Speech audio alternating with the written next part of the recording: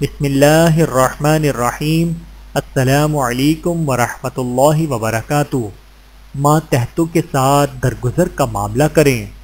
حضرت عبداللہ بن عمر رضی اللہ تعالیٰ عنہ سے روایت ہے کہ ایک صحابی رسول اللہ صلی اللہ علیہ وآلہ وسلم کی خدمت میں حاضر ہوئے اور عرض کیا، یا رسول اللہ صلی اللہ علیہ وآلہ وسلم، ہمیں اپنے خادم یعنی ماتحتو کی غلطیاں کس حد تک معاف کرنی چاہیے؟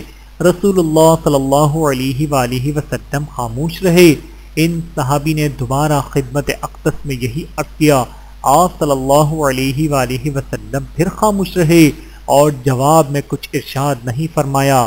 پھر جب تیسری مرتبہ انہوں نے یہ سوال پوچھا تو رسول اللہ صلی اللہ علیہ وآلہ وسلم نے ارشاد فرمایا، ہر روز 70 مرتبہ اپنے خادم کو معاف کرو۔